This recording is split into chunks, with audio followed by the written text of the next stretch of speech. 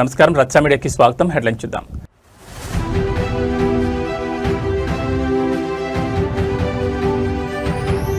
రాబోయే 5 ఏళ్లలో దేశంలోనే నంబర్ 1 డిజిటల్ ఇండస్ట్రియల్ హబ్గా ఏపీని మారుస్తామని నేతల ధీమా.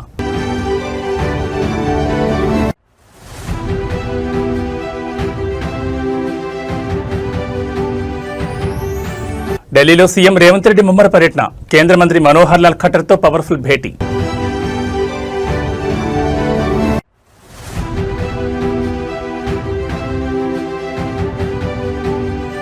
ఏడాది పెరుగుతున్న ఫోక్సో కేసులు, ప్రభుత్వానికి కనీసం చలనం లేదా, కాంగ్రెస్ సర్కార్పై హరీష్ రావు పవర్ఫుల్ గర్జన.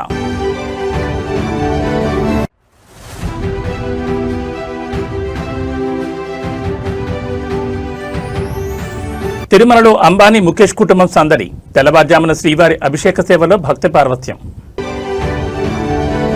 ఇక వివరాలు చూస్తే ఆంధ్రప్రదేశ్ రాష్ట్రంలో సంక్షేమ పాలన సరికొత్త రికార్డు సృష్టిస్తోంది. ఎన్నికల వేళ ప్రజలకు ఇచ్చిన ప్రతి మాటను నిలబెట్టుకుంటూ ప్రకటించిన ప్రతి పథకాన్ని క్షేత్రస్థాయిలో అమలు చేస్తూ కూటమి ప్రభుత్వం దూసుకుపోతోంది.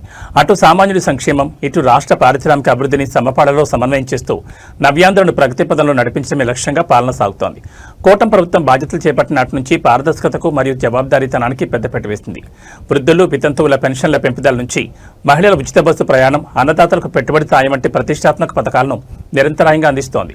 మరోవైపు రాజధాని అమరావతి పునర్నిర్మాణ పనులను వేగవంతం చేయడంతో పాటు పోలవరం ప్రాజెక్టు పనుల పూర్తి మరియు జిల్లాల వారీగా రోడ్ల మరమ్మతులు, తాగునీటి సరఫరా వంటి మౌలిక వస్తువుల కల్పనపై ముఖ్యమంత్రి ప్రత్యేక సమీక్ష నిర్వహిస్తున్నారు. సంక్షేమ పథకాల క్యాలెండర్ను పక్కాగా అమలు చేస్తూ ప్రజాదరణ పొందుతోంది.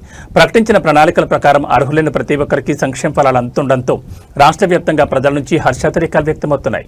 ఇచ్చిన మాట ప్రకారం రాబోయే 5 ఏళ్లలో నవ్యాంధ్రను దేశంలోని నంబర్ 1 డిజిటల్ మరియు పారిశ్రామిక హబ్గా మారుస్తామని కూటమి నేతలు ధీమా వ్యక్తం చేస్తున్నారు. విద్యార్థుల తల్లికి వందనం. ఎంతమంది పిల్లలుంటే అంతమంది పిల్లలకి 15,000 రూపాయలు అందజేస్తున్నాం.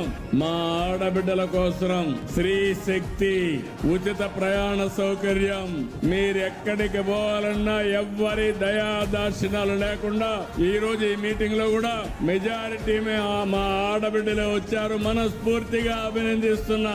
దీపం గ్యాస్ రేట్లు పెరుగుతున్న యుద్ధం కారణంగా, కానీ మా ఆడబిడ్డలకు మాత్రం చెప్పిన మాట ప్రకారం 3 సిలిండర్లు ఇస్తున్నాను. అది నా కమిట్మెంట్ అని మరొక్కసారి విజ్ఞప్తి చేస్తున్నా. ఎవరైతే దివ్యాంగులు ఉన్నారో వాళ్లకు దివ్యాంగ శక్తి తీసుకొచ్చాం. అన్నదాత సుఖీభవ తీసుకొచ్చాం.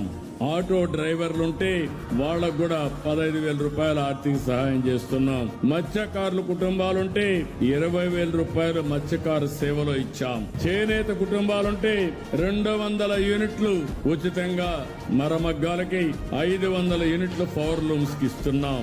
ఇవన్నీ చేసి ప్రతి ఒక్క కుటుంబానికి తక్షణ సాయం అందించే విధంగా, మీకు జీవన ప్రమాణాలు పెంచే విధంగా ఈ ప్రభుత్వం వర్కౌట్ చేస్తా ఉంది. ఆంధ్రప్రదేశ్ రాజకీయాల్లో అధికార ప్రతిపక్షాల మధ్య పదునైన విమర్శలు సరికొత్త వ్యంగ్యాస్త్రాలకు దారితీస్తున్నాయి. ముఖ్యమంత్రి చంద్రబాబు నాయుడు ఉద్దేశించి వైఎస్ఆర్ కాంగ్రెస్ పార్టీ అధినేత వైఎస్ జగన్మోహన్ రెడ్డి చేసిన తాజా వ్యాఖ్యలు ఇప్పుడు మీడియాను షేక్ చేస్తున్నాయి.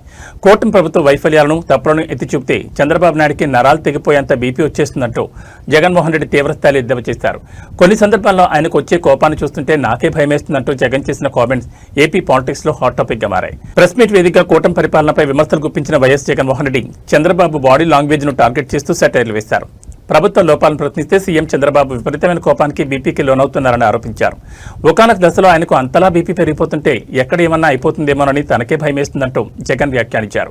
అంతేకాదు గతంలో అసెంబ్లీ వేదికగా చంద్రబాబు వాడిన మావిగన్ పదాన్ని గుర్తు చేస్తూ ఎప్పుడైనా పొరపాటున చంద్రబాబు గారు నిద్రపోయేటప్పుడు ఎవరైనా తలకొట్టి మావిగన్ అంటే ఆయన పరిస్థితి ఏమైపోతుందోనంటూ తీవ్రస్థాయిలో వ్యంగ్యాస్త్రాలు సంధించారు. ముఖ్యమంత్రి చంద్రబాబు నాయుడు హెల్త్ మరియు గత వ్యాఖ్యలను బేస్ చేసుకుని వైఎస్ జగన్ చేసిన ఈ పవర్ఫుల్ పొలిటికల్ కౌంటర్ ఇప్పుడు తెలుగు రాష్ట్రాల్లో పెద్ద ఎత్తున చర్చకు దారితీశాయి. దీనిపై తెలుగుదేశం, జనసేన శ్రేణులు ఏ విధంగా రియాక్ట్ అవుతాయో చూడాలి. ఎలా లీక్ చేయాలి, ఎలా డబ్బులు చేసుకోవాలి, దిస్ ఇస్ హిస్టరీ. ఇవన్నీ కూడా ఏదైతే నేను అడిగానో, చూపించానో, ఇలాంటివన్నీ కూడా ఎత్తి చూపితే చంద్రబాబు నాయుడు గారికి మాత్రం నరాలు తెగిపోయేంత బీపీ, బ్లడ్ ప్రెషర్ ఎంత ఎక్కువ వస్తుందనంటే ఒక్కోసారి నాకే భయం వేస్తుంది, నేను పోతాడేమో అని చెప్పి.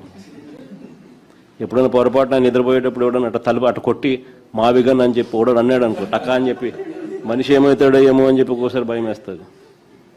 నరాలు తెగిపోయేంత బీపీ. అందుకే ప్రశ్నించిన ఏ ఒక్కరిని కేసులు, అరెస్టులు, ఎవరైనా మీరు ప్రశ్నించండి, ఎక్కడైనా కానీ ప్రశ్నిస్తే చాలు కేసులు, అరెస్టులు భయపెట్టడం. తెలంగాణ ప్రగతి చక్రం మరింత వేగంగా పరుగులు పెట్టడమే లక్ష్యంగా ముఖ్యమంత్రి రేవంత్ రెడ్డి ఢిల్లీ వేదికగా ముమ్మర ప్రయత్నాలు చేస్తున్నారు. తన పర్యటనలో భాగంగా ఇవాళ ఆయన కేంద్ర విద్యుత్, గృహ నిర్మాణ, పట్టణ వ్యవహారాల శాఖ మంత్రి మనోహర్ లాల్ ఖట్టర్తో ప్రత్యేకంగా సమావేశమయ్యారు. తెలంగాణలోని మున్సిపాలిటీల రూపురేఖలను మార్చడంతో పాటు రాష్ట్రంలో ప్రతిష్టాత్మకంగా చేపట్టబోయే గృహ నిర్మాణ పథకాలు, విద్యుత్ రంగ సంస్కరణలకు కేంద్రం నుంచి పూర్తిస్థాయి మద్దతు, నిధులు కేటాయించాలని సీఎం విజ్ఞప్తి చేశారు. హైదరాబాద్తో పాటు తెలంగాణలోని ప్రధాన నగరాలు, పురపాలక సంఘాల అభివృద్ధికి సంబంధించిన పలు ప్రతిపాదనలను కేంద్ర మంత్రి ఖట్టర్ ముందు ముఖ్యమంత్రి ఉంచారు. ముఖ్యంగా పేదలకు నిర్మించే ఇళ్ల పథకాలకు కేంద్ర నిధుల వాటాను సకాలంలో విడుదల చేయాలని కోరారు. అలాగే రాష్ట్రంలో విద్యుత్ రంగానికి ఎదురవుతున్న సాంకేతిక, ఆర్థిక ఇబ్బందులను కేంద్ర మంత్రికి వివరించి డిస్కంల బలోపేతానికి కేంద్ర సహాయం అవసరమని స్పష్టం చేశారు. తెలంగాణ ప్రభుత్వం ప్రవేశపెడుతున్న ప్రజాకర్షక ప్రాజెక్టులకు, రాజకీయాలకు అతీతంగా సహకరించాలని రేవంత్ రెడ్డి కోరగా కేంద్ర మంత్రి సానుకూలంగా స్పందించినట్టు తెలుస్తోంది.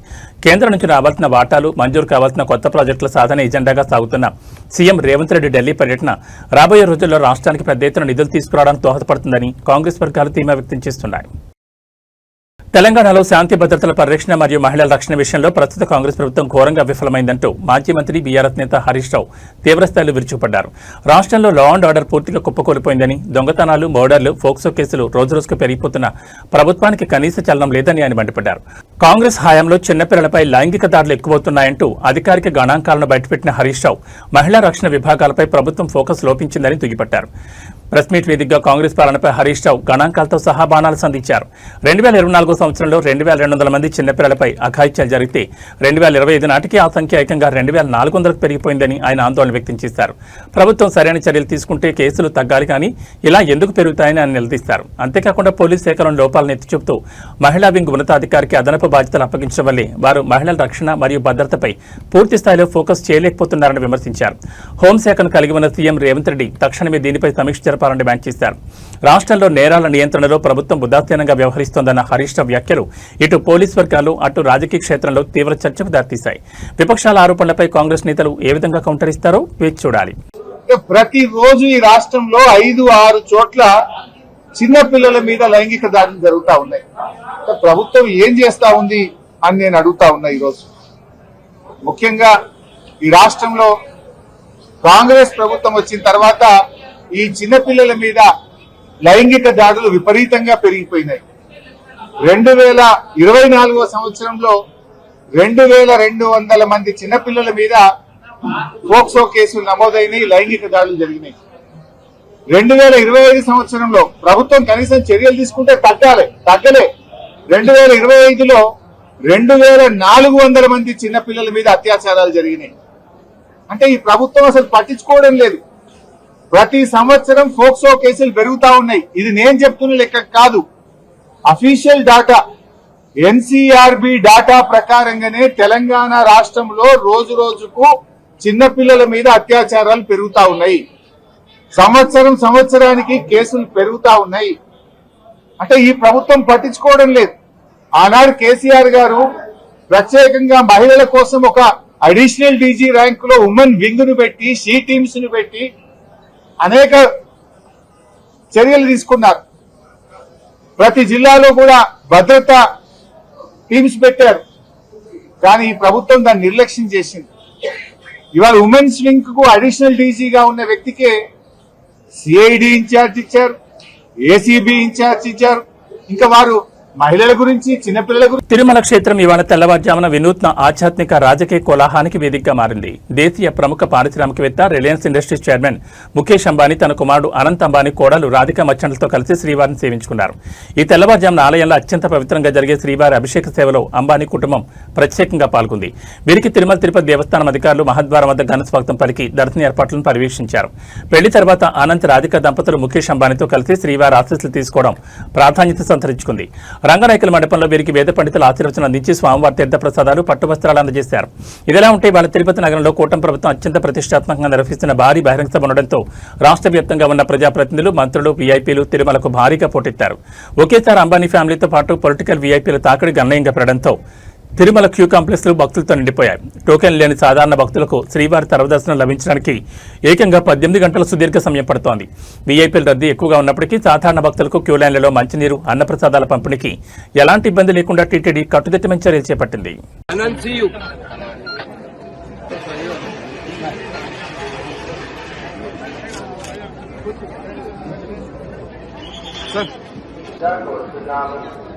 రామారావు గారు శ్రీరంగరాజపురం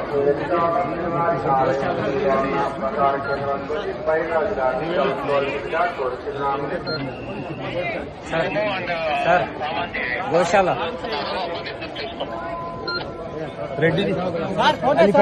కాకినాడ జిల్లా తుని మండలంలో 6 రోజుల క్రితం అదృశ్యమైన 2 ఏళ్ల పసికందు జ్ఞానేశ్వరి కేసు ఇప్పుడు తెలుగు రాష్ట్రాల్లో తీవ్ర చర్చనీయాంశంగా మారింది. సిహెచ్ అగ్రహారంలో జూన్ 6న మిస్ అయిన ఈ చిన్నారి ఆచూకీ కోసం పోలీసులు సరికొత్త టెక్నాలజీతో రంగంలోకి దిగారు. అయితే పాప అదృశ్యమైన సమయంలో ఆమెతో పాటు వెళ్లిన పెంపుడు కుక్క ఈ కేసులో ఊహించని విధంగా ఒక బిగ్గెస్ట్ క్లూగా మారింది.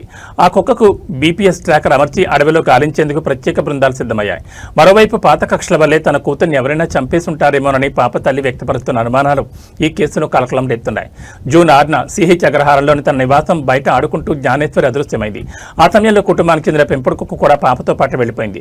అయితే కొంత సమయం తర్వాత కుక్క మాత్రమే ఒంటరిగా తిరిగి గ్రామానికి రావడం, పాప కనిపించకపోవడంతో అనుమానాలు బలపడ్డాయి.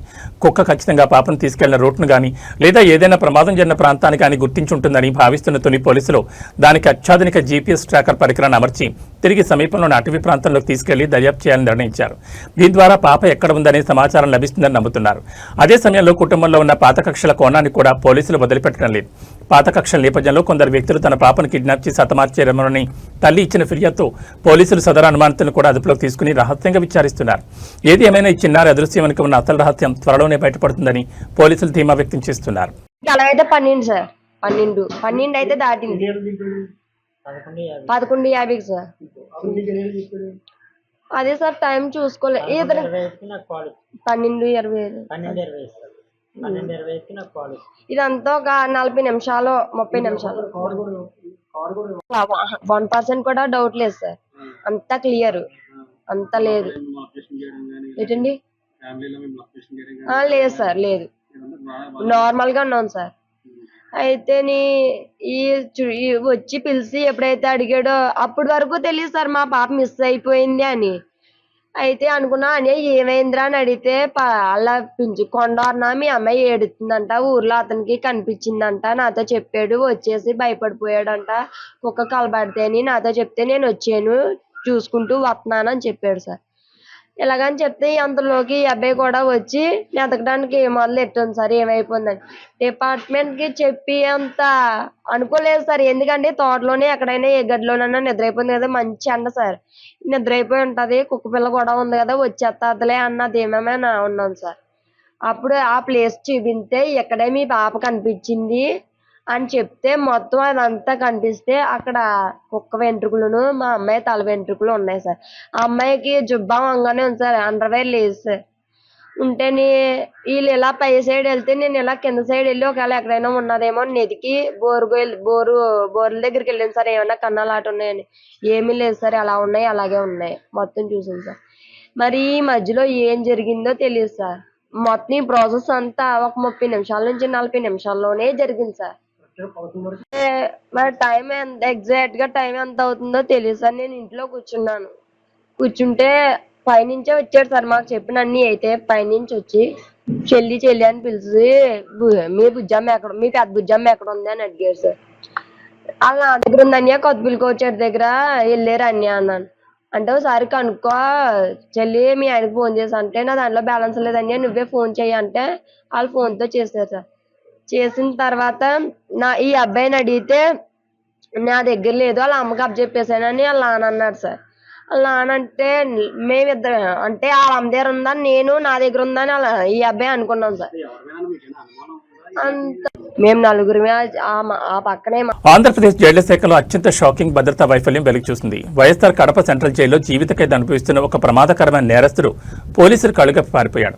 నంద్యాల కానిస్టేబుల్ హత్య కేసులో ప్రధాన నిందితుడిగా అలాగే ఫోక్సో కేసులో 20 ఏళ్ల కఠిన జైలు శిక్ష పడిన ఖైదీ రాజ్ కుమార్ ఎస్కాట్ సిబ్బంది అప్రమత్తంగా లేని సమయం చూసి గూడూరు రైల్వే స్టేషన్లో హఠాత్తుగా తప్పించుకుని పరారయ్యారు.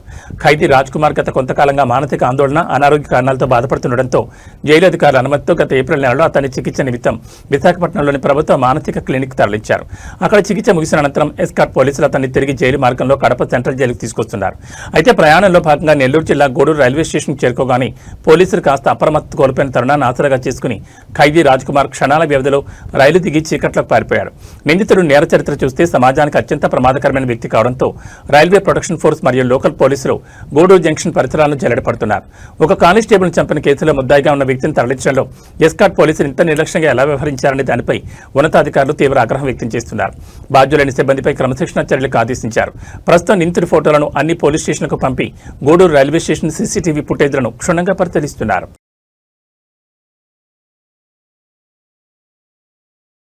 కరీంనగర్ జిల్లా చొప్పదండిలో ప్రజల ఆరోగ్యంతో లాటరీ ఆడుతున్న ఒక అక్రమ ఫార్మసీపై తెలంగాణ డ్రగ్ కంట్రోల్ అడ్మినిస్ట్రేషన్ అధికారులు మెరుపుదాడులు నిర్వహించారు. ఎలాంటి అధికారిక లైసెన్స్ లేకుండా నిబంధనలకు విరుద్ధంగా నడుపుతున్న ఒక మెడికల్ షాప్ను అధికారులు ఇవాళ సీజ్ చేశారు. ఈ ఆకస్మిక తనిఖీల్లో సుమారు 5,51,000 రూపాయల విలువైన భారీ మందుల స్టాకును అధికారులు రెడ్ హ్యాండెడ్గా స్వాధీనం చేసుకున్నారు. చొప్పదండి పరిధిలో ఎలాంటి అనుమతులు లేకుండా కొందరు వ్యక్తులు మెడికల్ షాప్ ఏర్పాటు చేసి మందుల దందా సాగిస్తున్నట్లు డీసీ అధికారులకు రహస్య సమాచారం అందింది. దీంతో రంగంలో దిగిన ప్రత్యేక బృందాలు సదరు దుకాణంలో సోదాలు నిర్వహించి విక్రయాలకు ఉంచిన 5.51 లక్షల విలువైన మందులను సీజ్ చేశారు. ఈ క్రమంలో ప్రజల రక్షణ కోసం అధికారులు ఒక కీలక సూచన చేశారు. ప్రజలు ఫార్మసీలలో మందులు కొనుగోలు చేసే ముందు సదర్ షాపునకు అసలు అనుమతి ఉందో లేదో తెలుసుకోవడానికి అధికారిక పోర్టల్ ఆన్లైన్ డ్రగ్ లైసెన్సింగ్ సిస్టంలోని థర్డ్ పార్టీ వెరిఫికేషన్ ద్వారా ఫార్మసీ లైసెన్స్ను సులభంగా తనిఖీ చేసుకోవచ్చని అధికారులు స్పష్టం చేశారు. నిబంధనలు ఉల్లంఘిస్తే ఎంతటి వారినైనా వదిలిపెట్టేది లేదని, అక్రమ మెడికల్ షాపులపై తమ నిఘా నిరంతరం కొనసాగుతుందని డీసీ అధికారులు హెచ్చరించారు.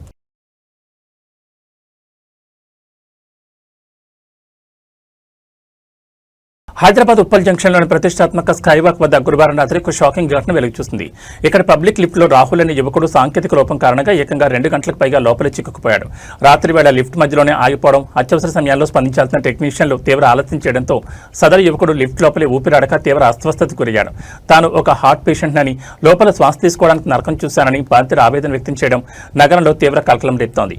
గురువారం రాత్రి ఉప్పల్ స్కైవాక్ లిఫ్ట్ ఎక్కిన రాహుల్ అది మధ్యలోనే ఆగిపోవడంతో లోపలే లాక్ అయిపోయాడు. ఎంత ప్రయత్నించినా డోర్లు తెరుచుకోకపోవడం, లోపల గాలి ఆడకపోవడంతో యాంగ్జైటీ పెరిగిపోయింది. బాధితుడు మరియు స్థానికులు అలర్ట్ చేసిన ఎమర్జెన్సీ టెక్నీషియన్లు సకాలంలో రాకపోవడంతో దాదాపు 2 గంటల పాటు ప్రాణాలు అరచేతులు పెట్టుకుని ఎదురు చూడాల్సిన పరిస్థితి వచ్చింది. చివరికి అర్ధరాత్రి దాటిన తర్వాత సుమారు 1:15 ప్రాంతంలో టెక్నీషియన్లు వచ్చి అతన్ని సురక్షితంగా బయటకు తీశారు. తాను గుండె జబ్బుతో బాధపడుతున్నానని, అధికారుల నుంచి సరైన స్పందన లేకపోవడం వల్లే ప్రాణాల మీదకు వచ్చిందని బాధితుడు కన్నీరు పెట్టుకున్నాడు. లక్షలాది రూపాయలు వెచ్చించి నిర్మించిన స్కైవాక్ లిఫ్ట్ల నిర్వహణ ఇంత దారుణంగా ఉండడంపై ఉప్పల్ స్థానికులు తీవ్ర ఆగ్రహం వ్యక్తం చేస్తున్నారు. భవిష్యత్తులో ఇలాంటి ప్రాణాంతక ఘటనలు పునరావృతం కాకుండా జీహెచ్ఎంసీ, హెచ్ఎండీ అధికారులు తక్షణమే చర్యలు తీసుకోవాలని డిమాండ్ చేస్తున్నారు.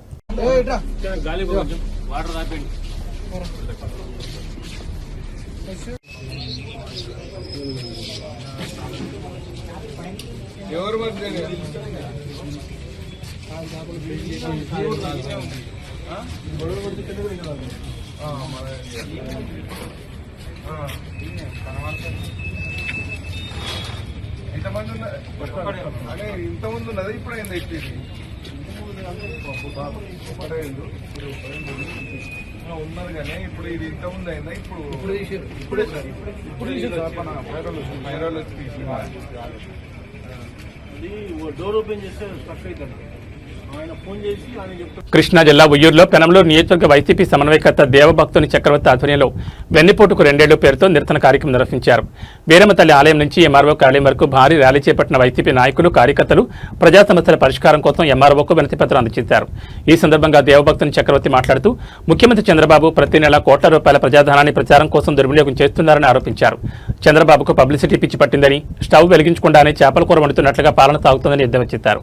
ఎన్నికల సమయంలో ఇచ్చిన హామీలను అమలు చేయకుండా ప్రజలను మోసం చేశారని, మెగా డిఎస్సీ పేరుతో నిరుద్యోగ యువతను మభ్యపెట్టారని విమర్శించారు. రాష్ట్రంలో ఏ ఒక్క వర్గం సంతోషంగా లేదని, ఎరువుల కొరతతో రైతులు తీవ్ర ఇబ్బందులు పడుతున్నారని, ముందస్తుగా ఎరువులు దాచుకునే పరిస్థితులు ఏర్పడ్డాయని అన్నారు. గత 2 ఏళ్లలో ఒక కొత్త పెన్షన్ కూడా ఇవ్వలేదని ప్రశ్నించిన ఆయన, జగన్ ముఖ్యమంత్రిగా ఉన్న సమయంలో ప్రతి 6 నెలలకు పెన్షన్లు మంజూరు చేశామని, కోవిడ్ వంటి క్లిష్ట పరిస్థితుల్లో కూడా సంక్షేమ పథకాలు ఆపలేదని గుర్తు చేశారు. రాబోయే రోజుల్లో ప్రజా సమస్యలపై మరింత తీవ్రంగా ఉద్యమిస్తామని, వైసీపీదే నిజమైన ప్రజాప్రభుత్వం అని దేవభక్తుని చక్రవర్తి స్పష్టం చేశారు. ఖరీఫ్ స్టార్ట్ అవస్థ ఉంది. ఇవాళ కూడా యూరియా లేకపోతే ఎరువుల పరిస్థితి రైతులకి అగంపగోచంగా దొరుకుతాయా దొరకవా?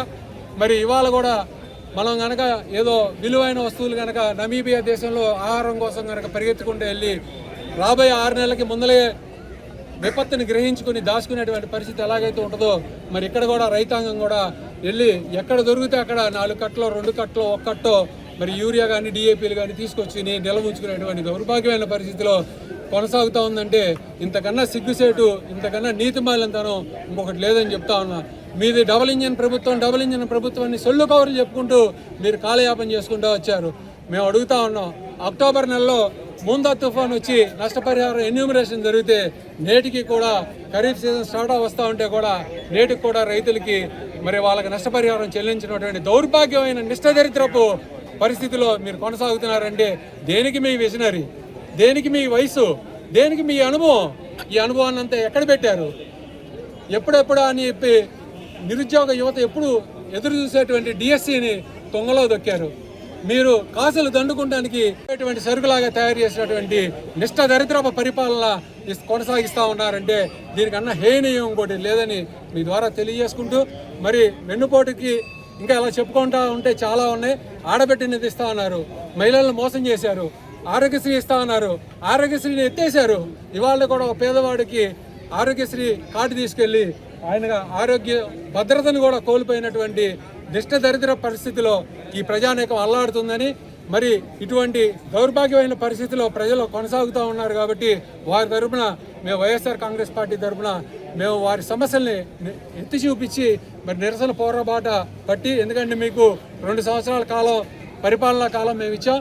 మరి 2 సంవత్సరాల హాలిడే పీరియడ్ కూడా మేము ఏదో చేస్తారో అని వేచి చూసాం. ఈ నుంచి పోరాటాలు ఉద్యమాల ద్వారా మీకు తగిన బుద్ధి చెప్పాము. మీరు 2 సంవత్సరాల్లో ఎన్ని ఇళ్ల పట్టాలు ఇవ్వగలిగారని అడుగుతాను. కోవిడ్ లాంటి మహమ్మారి ప్రబలిని రాష్ట్రం అంతా, దేశం అంతా, ప్రపంచం అంతా కూడా తల్లదిల్లిన పరిస్థితుల్లో మరి ఆనాడు జగన్మోహన్ రెడ్డి గారు తనకు ఉన్నటువంటి ఔన్నర్యాలతో నేను ఇస్తే మాట తప్పి తీరకూడదు, నేను ఇచ్చిన మాట చేయాలి అనే సంకల్పంతో మన ఆయన ఇచ్చినటువంటి ప్రతి హామీని కూడా ఆయన అధికారంలో చేపట్టిన రోజు నుంచే కూడా అమలు చేసినటువంటి పరిస్థితి. మీరు ఎందుకని చిన్నవాడైనా జగన్మోహన్ రెడ్డి గారు చూసేనే మీరు నేర్చుకోవాలి కదా అని అడుగుతా ఉన్నాం. మీరు ఎందుకు చేతకాట్లేదని అడుగుతా ఉన్నాం. మీరు కేవలం పంచుకో అనేటువంటి నినాదాన్ని మీరు తెరలేపి మీరు ఇవాళ ఈ అక్రమమైనటువంటి మీకు తెలిసినటువంటి కక్షసాత సాధింపు చర్యల ద్వారా మమ్మల్ని అడదొక్కాలని చెప్పి చూస్తున్నారు తప్పితే నేటికి కూడా చిత్తశుద్ధిగా మనం ఇది ప్రజలకు చేస్తామని చెప్పాము. మనం చేయాల్సినటువంటి బాధ్యత మనందరి మీద ఉంది, మనం చేయాలి కదా అనేటువంటి ఆలోచన కూడా లేకుండా నిస్సిగ్గుగా చెప్పిన మాట చెప్పకుండా చెప్పి, ఆడిన మాట ఆడకుండా చెప్పి నేడు మోహన్స్ ఆడేసేటువంటి పరిస్థితి. మీరు ఎందుకు అమలు చేయలేకపోతున్నారని అడుగుతా ఉన్నాం. నేడు స్కూళ్ళన్నీ మళ్ళా ప్రారంభమయ్యేటువంటి పరిస్థితి. పిల్లలకి స్కూల్ బట్టలు కావచ్చు, లేకపోతే స్కూల్ బ్యాగులు కావచ్చు, వాళ్ళకి కావాల్సినటువంటి షూస్ కావచ్చు, ఇవ్వలేనని చేతులు ఇచ్చేసిన చేతులు ఎత్తేసిన దివాలా ప్రభుత్వం మీరు కాదా అని అడుగుతా ఉన్నాం. మీరు నేడు వాళ్ళ స్కూళ్ళన్నీ మొదలవుతా ఉన్నాయి. మీరు ఇవాళకి కూడా స్కూల్ యూనిఫామ్లు ఇవ్వలేకపోయారు, కనీసం వాళ్ళకి స్కూల్ బూట్లు ఇవ్వలేకపోయారు. మరి అంత గొప్ప మనసున్నటువంటి జగన్మోహన్ రెడ్డి గారు నాడు నేడు అనేటువంటి కాన్సెప్ట్ తో ప్రతి పిల్లవాడికి విద్య అందాలనేటువంటి ఆలోచనతో ఫీజులన్నీ కూడా నియంత్రించి ప్రైవేట్ పాఠశాలల మీద ఉక్కుపాదం మోపి గవర్నమెంట్ వ్యవస్థలు పెంచినటువంటి గొప్ప నాయకుడు ఎవడన్నా ఈ రాష్ట్ర చరిత్రలో ఉన్నా అంటే అది వైఎస్ జగన్మోహన్ రెడ్డి గారని తెలియజేసుకుంటా ఉన్నాం. వ్యవస్థ ఉన్నా కూడా అమలుకి నోచుకోవడానికి పరిస్థితి. మరి 0 వడ్డీ కావచ్చు, మరి పేద విద్యార్థులు కావచ్చు, అందరికీ విద్యా వైద్యాన్ని అరగక్కించినటువంటి పరిస్థితి. వైద్యం అయితే నిరుపేదలు ఆరోగ్యశ్రీని రద్దు చేసినటువంటి పరిస్థితి. మేము అడుగుతా ఉన్నాం, మీ అనుభవం ఏమైందని అడుగుతా ఉన్నాం. ఒక పేదవాడు వైద్యం చేయించుకోవాలని ఆరోగ్యశ్రీ కార్డు తీసుకెళ్తే వైద్యం కూడా అందుబాటులోకి రానటువంటి పరిస్థితి. మరి మీరు గమనిస్తా ఉన్నాం. మరి రాజశేఖర రెడ్డి గారు ఆనాడు ఒక ప్రతి పేదవాడు కూడా వైద్యం అందుకోకుండా ప్రతి వాడు కూడా ఎవడో మరణించకూడదు అనేటువంటి ఆలోచనలో మరి ఆయన ఈ ఆరోగ్యశ్రీ అనే పథకాన్ని తీసుకొస్తే మరి జగన్మోహన్ రెడ్డి గారు ఇంకో 2 అడుగులు ముందరకేసి దాన్ని విలువల్ని 10 లక్షల రూపాయల పరిహారం వరకు కూడా పెంచి మరి ఆయన ఔన్నత్యాన్ని చాటుకున్నటువంటి గొప్ప నాయకుడు మరి మన జగన్మోహన్ రెడ్డి గారు. మరి మీరు రాగానే ఏం చేస్తా ఉన్నారు? మీరు ఎల్ఓసి అని చెప్పి ఒక దుష్టమైన ఒక నీచమైనటువంటి సంస్కృతికి తెరలేపినటువంటి పరిస్థితి. ఎందుకని అడుగుతా ఉన్నా, మీ ఆధిపత్యం చలాయించుకోవడానికి మీ దగ్గరికి వచ్చి ప్రతి పెద్దవాడు కూడా వాపోయి మొరబెట్టుకుని మీ కాళ్ళు చేతులు పట్టుకుంటే గానీ అది కూడా మీ పార్టీ వర్కర్లు అయ్యి ఉండాలి, లేకపోతే మీ పార్టీ సానుభూతి పనులు అయి ఉంటే మాత్రమే మీరు ఆ ఎల్ఓసీని ఇచ్చేటువంటి పరిస్థితిలో కొనసాగుతా ఉన్నారు. మేము అడుగుతా ఉన్నాం, ఏ తప్పు చేశాడు ఈ పేదవాడిని అడుగుతా ఉన్నా, ఏ తప్పు చేశాడు అడుగుతా ఉన్నా, మీరు ప్రభుత్వంలో ఉండి మీరు ఎందుకు అమలు చేయట్లేదు ఆరోగ్యశ్రీని అడుగుతా ఉన్నాం. మీరు అనుభవజ్ఞులని చెప్పినటువంటి మీరు మరి ఈ కొత్త సంస్కృతికి కొత్త వినాదాన్ని మీరు ఎందుకు తెరలేపారని అడుగుతా ఉన్నాం. మేము అడిగితే మీరు ఎప్పుడు అక్రమ కేసులు బనాయిస్తా ఉన్నారు. ఈ అణిచివేత దారుల్లో ఎక్కువగానే కొనసాగా మరి భారతీయుల్ని బ్రిటిష్ వాళ్ళు అణిచివేసిన తర్వాత కూడా కొంతకాలం మాత్రమే ఏలగలిగారు. తర్వాత తొంగలో దొక్కి బ్రిటిష్ వాళ్ళని పరిగెత్తించి గొప్ప జన్మభూమిలో మనం పుట్టినటువంటి ప్రతి పౌరులం కూడా ఇది మన హక్కు. మన హక్కుల కోసం మనం పోరాడతాం. మన హక్కుల కోసం మనం ఎప్పుడూ కూడా నిరంతరం అందరి తరపున ముందుంటామని తెలియజేసుకుంటూ మరి నేను అడుగుతా ఉన్నా, రైతులందరికీ సుమారు మీకు గుర్తుండే ఉంటుంది, బూందాల్ తుఫాన్ అక్టోబర్ నెలలో వచ్చింది. మరి నేటికి కూడా ఆ నష్టపరిహారం చెల్లించినటువంటి పరిస్థితి, రైతులకు ఎరువులు దొరకనటువంటి పరిస్థితి. ఏమి తప్పు చేశాడో నేను రైతు బాధపడుతున్నాడని అడుగుతా ఉన్నాం. మీరు వస్తే నేను రైతు పక్షపాతని చెప్పావు, ఏం చేశారని అడుగుతా ఉన్నాం. రైతులకి తను పండించినటువంటి పంటలు కూడా ఆయన అమ్ముకునేటువంటి గిట్టుబాటు ధరకు అమ్ముకోలేనటువంటి దౌర్భాగ్య పరిస్థితిలో అల్లాడుతున్నాడంటే ఈ ప్రభుత్వం ఏ మేరకు ఎంత బాగా పనిచేస్తా ఉందని అనడానికి ఈ ఒక్కటి ఉదాహరణ చాలని తెలియజేసుకుంటా ఉన్నాను. ముఖ్యమంత్రి చంద్రబాబు నాయుడు ఆదేశాల మేరకు ప్రజా సమస్యల పరిష్కారానికి తెలుగుదేశం పార్టీ ప్రత్యేకంగా ఏర్పాటు చేసిన గ్రీవెన్స్ ప్రజా సమస్యల పరిష్కార వేదికకు తాడేపల్లిగూడెం నియోజకవర్గంలో విశేష స్పందన లభించింది. పశ్చిమ గోదావరి జిల్లా తాడేపల్లిగూడెం నియోజకవర్గ ఇన్ఛార్జ్ భవన మరియు ఇతర నిర్మాణ కార్మికుల సంక్షేమ బోర్డు చైర్మన్ వలవల మల్లికార్జున ఆధ్వర్యంలో పార్టీ కార్యాలయంలో నిర్వహించిన ఈ కార్యక్రమంలో నియోజకవర్గ ప్రజలు, పార్టీ కార్యకర్తలు పెద్ద ఎత్తున పాల్గొని తమ సమస్యలు, వినతులు, ఫిర్యాదులు, అభ్యర్థనలు సమర్పించారు. ప్రజల సమస్యలను కేవలం స్వీకరించడానికే పరిమితం కాకుండా వాటి పరిష్కారానికి సంబంధిత శాఖల అధికారులతో నేరుగా మాట్లాడి తక్షణ చర్యలు తీసుకునేలా చొరవ చూపడం జరిగింది. ప్రతి సమస్యకు శాశ్వత పరిష్కారం దిశగా చర్యలు చేపడుతున్నామని బాబ్జీ స్పష్టం చేశారు. ప్రజలకు అందుబాటులో ఉండే పాలనకు ఇదే నిదర్శనమని, ప్రభుత్వం ప్రజా సమస్యల పరిష్కారానికి అత్యంత ప్రాధాన్యత ఇస్తోందని పేర్కొన్నారు.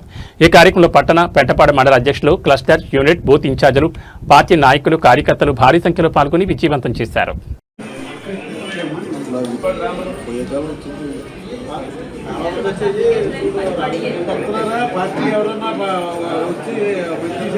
మాట్లాడుతున్నారా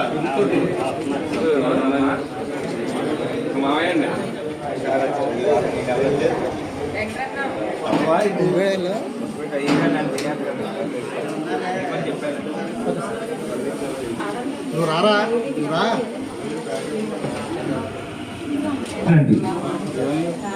వెనకల దానిరెడ్డి గారు, కృష్ణయ్యపాలెం, వృద్ధా పెన్షన్,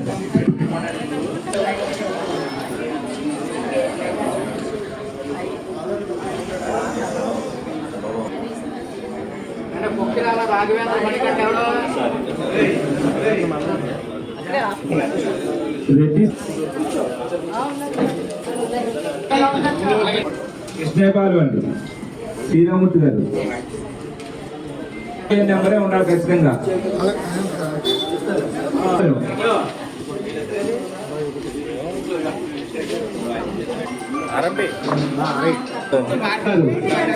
కృష్ణయ్యపాలెం, తీర్థ లింగయ్య గారు, అందరూ 60 సంవత్సరాలు గారు, మరి 59 సంవత్సరాలు ఇంకా బీసీ ఇవ్వలేదు. ఇంకా 67 సంవత్సరాలు ఎలా పంపించాను? 67 పుట్టాడు ఆయన, సంక్రమణతో ఉపయోగం ఉంటుందా ఆయన పంపించండి అంటే మరి ఎవరిదమ్మా ఇది?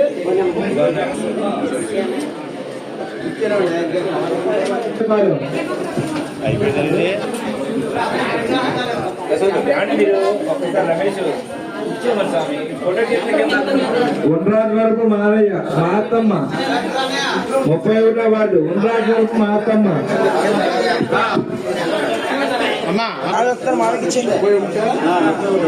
పైన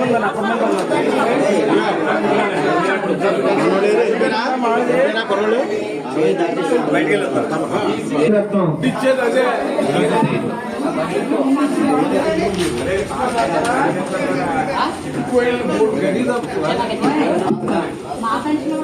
పాతిక వేలు కట్టుకుంటావో చెప్పు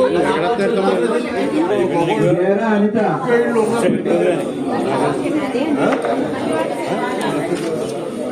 ఇది ఎలాగొంటుంది అప్డేట్లు 1500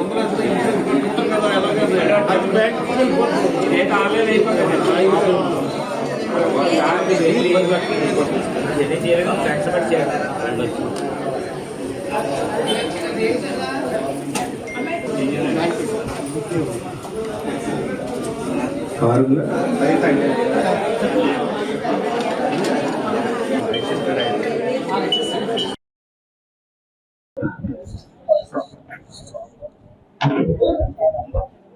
తెలుగుదేశం పార్టీ అధిష్టాన వర్గం ఆదేశానుసారం ఈరోజు శుక్రవారం ప్రజా దర్బార్ కార్యక్రమం నిర్వహించబడుతుంది. మరి ఈ కార్యక్రమంలో భాగంగా మరి భారీ ఎత్తున ఈ రోజున పెన్షన్స్, ఇళ్ల స్థలాల కోసం, అలాగే వృద్ధాప్య పెన్షను, వితంతు పెన్షను, అలాగే వికలాంగు పెన్షను ఎక్కువ భాగం వీటి కోసం దరఖాస్తులు రావడం జరుగుతుంది. అది ఏదైతే ఈ కార్యక్రమం ఉందో అవన్నీ కూడా బహుశా ఈ రోజు నుంచే ఆన్లైన్ చేయవలసిన పరిస్థితులు ఉన్నాయి. ఆ పరిస్థితుల దృష్ట్యా మరి అతి తొందరలోనే లబ్ధిదారులందరికీ కూడా ఈ పెన్షన్లు వచ్చే రకంగా మన కూటమి అధినేత ముఖ్యమంత్రి చంద్రబాబు నాయుడు గారు, అలాగే ఉప ముఖ్యమంత్రి పవన్ కళ్యాణ్ గారు, మన తెలుగుదేశం పార్టీ భవిష్యత్ నాయకుడు నారా లోకేష్ గారి ఆధ్వర్యంలో మరి మన రాష్ట్ర అధ్యక్షులు పల్లా శ్రీనివాసరావు గారు ఈ కార్యక్రమాన్ని నిర్విఘ్నంగా ప్రతి వారం కూడా మీరందరూ కూడా చాలా చక్కగా చేస్తున్నారని చెప్పి ఈ మాట కూడా పల్లా శ్రీనివాసరావు గారు చెప్పడం జరిగింది. ముఖ్యంగా ఈ కార్యక్రమంలో భాగంగా ఈరోజు ఇక్కడ తెలుగుదేశం పార్టీ శ్రేణులన్నీ ఈ కార్యక్రమాన్ని పూర్తి చేయడానికి ప్రతి ఒక్కరూ ఒక ఇనిషియేటివ్ తీసుకుని ఎవరైతే లబ్ధిదారులు ఉన్నారో వాళ్ళందరినీ కూడా తీసుకొచ్చి ఈ ఆన్లైన్ చేయించడానికి సహకరించిన మరి పట్టణ అధ్యక్షుడు రాంపండు గారు, అలాగే పెంటపాడు మండల అధ్యక్షుడు కలపర్తి వెంకట్రావు గారు, అలాగే యూనిట్ ఇన్ఛార్జి ఇంకా తెలుగుదేశం పార్టీ నాయకులు, కార్యకర్తలు అందరికీ కూడా పేరు పేరున ధన్యవాదాలు తెలియజేసుకుంటూ ఒక చిత్తశుద్ధి కలిగిన కార్యక్రమం ఈ ప్రజా దర్బార్ కార్యక్రమం. ఈ కార్యక్రమాన్ని ఇంత చక్కగా మాతో చేయిస్తున్న మరి మన ముఖ్యమంత్రి చంద్రబాబు నాయుడు గారికి హృదయపూర్వక కృతజ్ఞతలు తెలియజేస్తున్నాం. ఎందుకంటే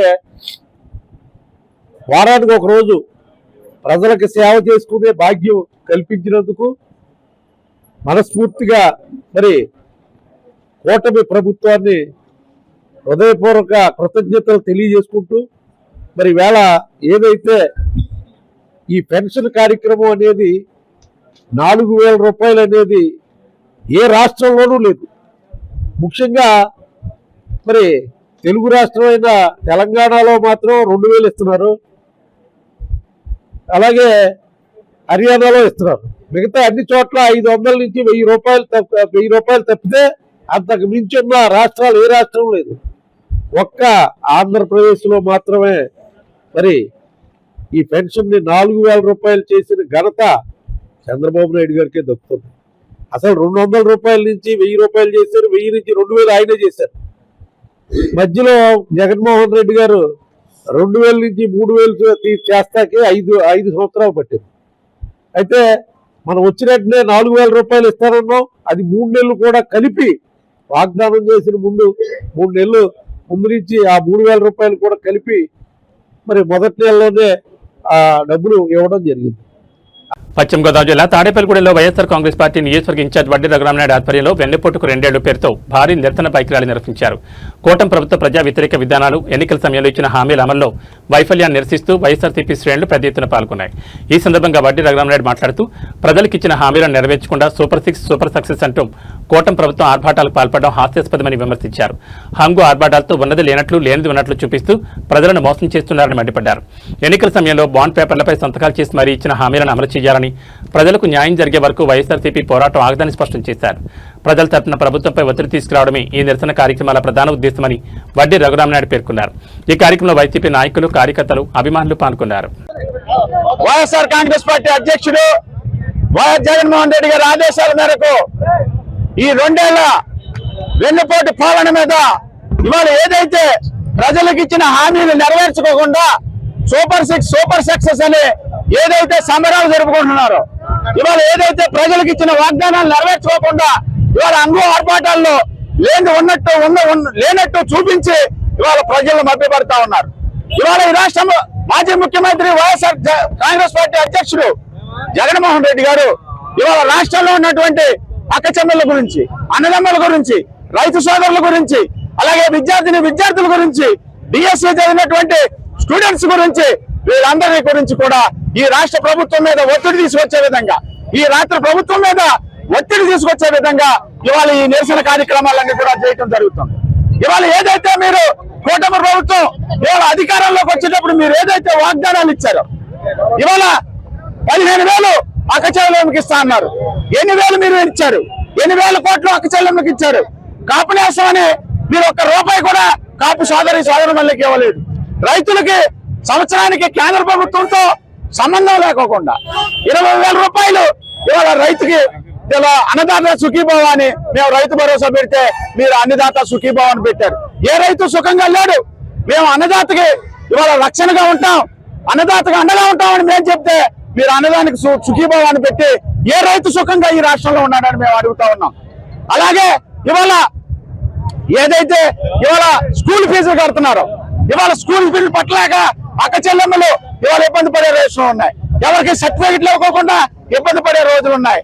ఇవాళ ఇట్లన్నిటి మీద ఇవాళ ఏదైతే వైఎస్ జగన్మోహన్ రెడ్డి గారు ప్రజల పక్షాన పోరాటం చేయాలని ఇవాళ ఈ నిరసన కార్యక్రమాన్ని చేపట్టారో, ఇవాళ ఏదైతే కూటమి ప్రభుత్వం హామీలు ఇచ్చిందో ఆ హామీలన్నీ కూడా నెరవేర్చే విధంగా ఇవాళ ఈ రాష్ట్రం అంతా కూడా ఉద్యమం చేసి మీరు ఏదైతే మేనిఫెస్టోలో అది బాండ్ పేపర్ గా మీరు సంతకాలు పెట్టి ఇచ్చారో ఆ బాండ్ పేపర్ నెరవేర్చే వరకు కూడా ప్రజల పక్షాన ఉద్యమం చేయడానికి మేమంతా సిద్ధంగా ఉన్నాం. ఈ రోజు తాడేపల్లిగూడెం నియోజకవర్గంలో రూరల్ మండలం నుంచి కానీ, పెంటపాడు మండలం నుంచి కానీ, టౌన్ నుంచి కానీ వైఎస్ఆర్ కాంగ్రెస్ పార్టీ కుటుంబ సభ్యులు ప్రతి ఒక్కరూ ఇక్కడికి వచ్చి ఈ యొక్క కార్యక్రమాన్ని దిగ్విజయంగా ముందుకు నడిపించినందుకు మీ అందరికీ కూడా కృతజ్ఞతలు తెలియజేసుకుంటూ రానున్న రోజుల్లో ఎప్పుడు ఎలక్షన్ జరిగినా ఈ రాష్ట్రానికి ముఖ్యమంత్రిగా వైఎస్ జగన్మోహన్ రెడ్డి గారు ముఖ్యమంత్రి అవటం ఖాయం. తాడేపల్లిగూడెం నియోజకవర్గంలో వైఎస్ఆర్ కాంగ్రెస్ పార్టీ జెండా ఎగరటం ఖాయం. ఇవాళ 3 సంవత్సరాలు ఎలక్షన్ ఉందనంగా ప్రజల్లో ఇంత వ్యతిరేకత ఎందుకు వచ్చింది? జగన్మోహన్ రెడ్డి గారు ఉన్నప్పుడు ఏదో ఒక పథకం ఇవాళ ప్రతి పేదవాడి ముంగిటికి తీసుకొచ్చారు. అలాగే ఇవాళ షాపులు కానీ లేకపోతే పల దుకాణాలు కానీ ఇవన్నీ డబ్బుల ద్వారాగా వాళ్ళ ట్రాన్సాక్షన్ జరిగి కుటుంబాలు మంచిగా ఉండేవి. ఇవాళ వైఎస్ఆర్ జగన్మోహన్ రెడ్డి గారు ముఖ్యమంత్రిగా ఉన్నప్పుడు జాబ్ క్యాలెండర్ రిలీజ్ చేసి ఆ జాబ్ కార్డు ద్వారా ఏ టైంకి ఏ డబ్బులు వస్తాయని కూడా మీకు ముందే తెలిసిన పరిస్థితులు ఉన్నాయి. ఇవాళ అక్కచెల్లెమ్మలు కానీ, అన్నదమ్ములు కానీ ఎటువంటి బాధలు పడుతున్నారు ఇవాళ చూసాం. డిఎస్సి గురించి చూసాం. ఇవాళ డిఎస్సిలో స్పోర్ట్స్ కోటా అని చెప్పి నిన్న మాజీ ముఖ్యమంత్రి వైఎస్ఆర్ కాంగ్రెస్ పార్టీ అధ్యక్షుడు జగన్మోహన్ రెడ్డి గారు డిఎస్సి స్టూడెంట్స్ ని స్పోర్ట్స్ లో మెడల్స్, గోల్డ్ మెడల్స్ తీసుకున్న విద్యార్థులతో కూర్చొని డిఎస్సిలో అవకతవకలు ఏ విధంగా జరిగినాయి మీకు సాక్ష్యాధారాలతో కూడా చూపించడం జరిగింది. పశ్చిమ గోదావరి జిల్లా తాడేపల్లిగూడెం పట్టణంలో చిన్నారుల విద్యాభివృద్ధికి మరో అడుగు పడింది. పట్టణంలోని little millennium kids play school నూతన ప్రారంభోత్సవ కార్యక్రమం ఘనంగా నిర్వహించగా ఈ కార్యక్రమానికి ముఖ్య అతిథిగా తాడేపల్లిగూడెం నియోజకవర్గ తెలుగుదేశం పార్టీ ఇన్ఛార్జ్, భవన మరియు ఇతర నిర్మాణ కార్మికుల సంక్షేమ బోర్డు చైర్మన్ వలవల మల్లికార్జునరావు హాజరై ప్రారంభోత్సవాన్ని నిర్వహించారు. చిన్నారుల భవిష్యత్తుకు బలమైన పునాది ప్రాథమిక విద్యనని, ఆధునిక సదుపాయాలతో కూడిన విద్యా సంస్థలు సమాజాభివృద్ధికి దోహదపడతాయని ఆయన పేర్కొన్నారు. ఈ సందర్భంగా పాఠశాల నిర్వాహకులను అభినందిస్తూ చిన్నారులకు నాణ్యమైన విద్య అందించాలని ఆకాంక్షించారు. కార్యక్రమంలో ఆకాశపు స్వామి, పద్మనాభన్ మురళి, ముప్పడి రమేష్తో పాటు పలువురు పార్టీ నాయకులు, స్థానిక ప్రముఖులు, తల్లిదండ్రులు పాల్గొని నూతన విద్యా సంస్థ ప్రారంభోత్సవానికి శుభాకాంక్షలు తెలిపారు.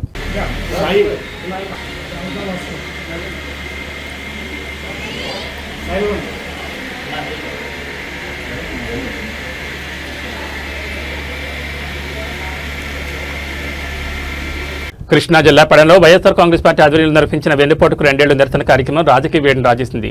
పెడన నియోజకవర్గ వైసీపీ ఇన్ఛార్జ్ ఉప్పాల రాము నేతృత్వంలో పార్టీ కార్యాలయం నుంచి బంటిమిల్లి రోడ్డు వరకు భారీ ర్యాలీ చేపట్టగా కృష్ణా జిల్లా జడ్పీ చైర్పర్సన్ ఉప్పాల హారికతో పాటు పార్టీ ప్రజాప్రతినిధులు, నాయకులు, కార్యకర్తలు పెద్ద సంఖ్యలో పాల్గొన్నారు. ఈ సందర్భంగా మాట్లాడిన ఉప్పాల రాము చంద్రబాబు నాయకత్వంలోని కూటమి ప్రభుత్వం అధికారంలోకి వచ్చి 2 ఏళ్లు పూర్తయిన ఎన్నికల సమయంలో ప్రజలకు ఇచ్చిన సూపర్ 6 హామీలు ఇప్పటికీ అమలు కాలేదని ఆరోపించారు. కరెంటు కోతలు పెరిగిపోయాయని, ప్రజలు తీవ్ర ఇబ్బందులు ఎదుర్కొంటున్నారని విమర్శించారు. గత ప్రభుత్వంలో మంజూరైన పెన్షన్లను మాత్రమే కొనసాగిస్తున్నారని, కొత్తగా అర్హత సాధించిన వృద్ధులు, వితంతువులకు ఇప్పటి వరకు పెన్షన్లు ఇవ్వకుండా ప్రభుత్వం వెన్నుపోటు పొడిచిందని మండిపడ్డారు. నిరుద్యోగులకు నెలకు 3,000 వృత్తి ఇస్తామని హామీ ఇచ్చి అమలు చేయకుండా యువతను మోసం చేశారని, డిఎస్సీ పరీక్షల్లో అక్రమాలపై అభ్యర్థులు ఆందోళన చేస్తున్నా ప్రభుత్వం స్పందించడం లేదని ఆరోపించారు. 18 ఏళ్లు నిన్న ప్రతి మహిళకు ఆడనిధి కింద 1,500 అందిస్తామని చెప్పి మాట తప్పారని, ఎన్నికల హామీలతో ప్రజలు నమ్మించి అధికారంలోకి వచ్చిన కూటమి ప్రభుత్వం ఇప్పుడు వాటిని అమలు చేయకుండా ప్రజల విశ్వాసాన్ని దెబ్బతీస్తుందని విమర్శించారు. ఇప్పటికైనా ప్రజలకు ఇచ్చిన హామీలన్నింటినీ వెంటనే అమలు చేయాలని కూటమి ప్రభుత్వం డిమాండ్ చేస్తూ డౌన్ డౌన్ కూటమి ప్రభుత్వం అంటూ నినాదాలు చేశారు. భారీగా తరలివచ్చిన పార్టీ శ్రేణులతో పెడనపట్నంలో నిర్వహించిన ఈ నిరసన కార్యక్రమం రాజకీయంగా చర్చనీయాంశంగా మారింది. గౌరవ మాజీ ముఖ్యమంత్రి వర్యులు మా ప్రీతమ నాయకుడు జగన్మోహన్ రెడ్డి గారు ఒక పిలుపునిచ్చి 175 నియోజకవర్గాల్లో కూడా మరి ప్రజల తరపున ప్రజలతో కలుపుకొని వైఎస్ఆర్ కాంగ్రెస్ పార్టీ శ్రేణులతో కలుపుకొని పెద్ద ఎత్తున నిరసన కార్యక్రమాలు చేసి, ఈ నిరసన ఎందుకు చేస్తున్నామంటే ప్రజల యొక్క బాధల్ని, ఆవేదనని మరి ఈ నిరసన రూపేణ ప్రభుత్వానికి చేరాలి. కనీసం ఇప్పటి నుంచైనా ఎంతో కొంత పూర్తిగా అతను న్యాయం చేస్తాడని ఎవరు నమ్మరు, మీరు నమ్మరు, నేను నమ్మను. కానీ ఎంతో కొంత మీకు ఇచ్చిన అవకాశాన్ని ప్రజల రుణం తీర్చుకోమని చంద్రబాబు నాయుడు గారిని ఇక్కడి నుంచి డిమాండ్ చేస్తూ మరి ఖచ్చితంగా ఎప్పుడైనా మీ మనసు మార్చుకుని మీకు ఇచ్చిన అవకాశాన్ని ప్రజలకి మంచిగా పాలన అందించి సద్వినియోగపరచాలని, అలాగే ఈ కార్యక్రమానికి ఇంత పెద్ద ఎత్తున విచ్చేసిన వైఎస్ఆర్ కాంగ్రెస్ పార్టీ నాయకులకి, కార్యకర్తలకి, అలాగే ప్రింట్ అండ్ ఎలక్ట్రానిక్ మీడియా అన్నలందరికీ కూడా ప్రతి ఒక్కరికి హృదయపూర్వక కృతజ్ఞతలు తెలియజేస్తున్నాను. జై జగన్, జై జగన్, జై జగన్, జై జగన్, జై జగన్. పశ్చిమ గోదావరి జిల్లా పాలకొల్లో మాజీ ఎమ్మెల్సీ అంగారు రామ్మోహన్ రావు నిర్వహించిన మీడియా సమావేశం రాజకీయ వేడిని రాజేసింది. ఈ సందర్భంగా ఆయన మాట్లాడుతూ ఈ రోజు వైసీపీ నేతలు నిర్వహిస్తున్న జగన్ మనుషులు 2 ఏళ్ల వెన్నుపోటు నిరసన కార్యక్రమంపై తీవ్రస్థాయిలో విమర్శలు గుప్పించారు. వెన్నుపోటు గురించి మాట్లాడే నైతిక హక్కు వైసీపీకి లేదని, వెన్నుపోటు సంస్కృతికి ఆ పార్టీని నిలయమని వ్యాఖ్యానించారు. వెన్నుపోటైనా గొడ్డలిపోటైనా మీ దగ్గర నుంచి పుట్టింది. మీరు మీ సొంత తల్లికి, చెల్లికి వెన్నుపోటు పొడిచిన వారే. అలాంటి వారు ఇప్పుడు ప్రజలను మభ్యపెట్టేందుకు నిరసన చేయడం హాస్యాస్పదం, సిగ్గుచేటని అంగారు రామ్మోహన్ రావు మండిపడ్డారు. ప్రజల సమస్యలు పక్కన పెట్టి రాజకీయ నాటకాలతో సానుభూతి పొందాలని ప్రయత్నించడం మానుకోవాలని, ప్రజలన్నింటినీ గమనిస్తున్నారని ఆయన హెచ్చరించారు. ప్రెస్ వారికి హృదయపూర్వక నమస్కారాలు. ఈరోజు గొడ్డల పార్టీ వాడు జగన్ మనుషులు 2 ఏళ్ళు వెన్నుపూట అనే ఒక కార్యక్రమం, నిరసన కార్యక్రమం చేస్తున్నారు. ఇది చాలా సిగ్గుచేటు జగన్ గారు. ఎందుచేతనంటే వెన్నుపూటైనా గొడ్డల పూటైనా మీ దగ్గర నుంచే పుట్టింది. మీరు సాక్షాత్తు మీ తల్లికి, మీ చెల్లికి కూడా వెన్నుపోటు పొడిచారు. ఆస్తుల విషయాల్లో గౌరవాధ్యక్షురాలుగా పెట్టుకున్నారు. మీ పార్టీకి అవసరమైనప్పుడు విజయమ్మని, మళ్ళీ మీకు అవసరం లేనప్పుడు ఆ పదవి నుంచి విజయమ్మని తీసేశారు. ఆవిడ దూరంగా పెట్టారు.